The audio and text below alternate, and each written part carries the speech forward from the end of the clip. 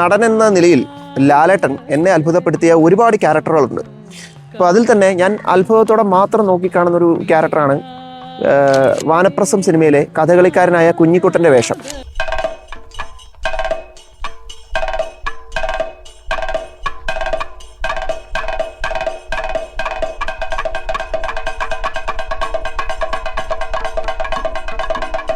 അപ്പം നമുക്കറിയാം, ഒരു കല, അത് ഏതൊരു ആർട്ടുമായിക്കോട്ടെ, അത് പഠിച്ചെടുക്കാൻ ഒരുപാട് നാളത്തെ അധ്വാനവും പരിശ്രമത്തിൻ്റെയൊക്കെ ഒരു ആവശ്യമുണ്ട്. ടോട്ടൽ തിയേറ്റർ എന്നറിയപ്പെടുന്ന കഥകളിയിലേക്ക് വന്നാൽ നമ്മുടെ ഈ പരിശ്രമവും ഈ അധ്വാനവും ഒക്കെ മറ്റുള്ള കലകളേക്കാൾ വളരെ കൂടുതൽ ആവശ്യമാണ്. കൂടുതൽ സമയം അതിനുവേണ്ടി നമുക്ക് ഇൻവെസ്റ്റ് ചെയ്യേണ്ടി വരും.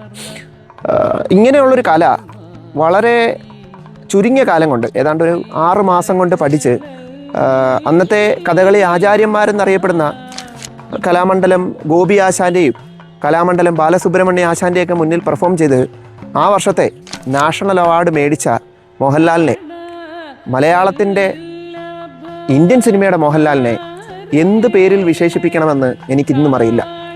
മോഹൻലാലിനെ കൊണ്ട് മാത്രം സാധിക്കുന്ന സിനിമകളിലൊന്ന്, മോഹൻലാലിനെ കൊണ്ട് മാത്രം സാധിക്കുന്ന പെർഫോമൻസുകളിലൊന്ന്.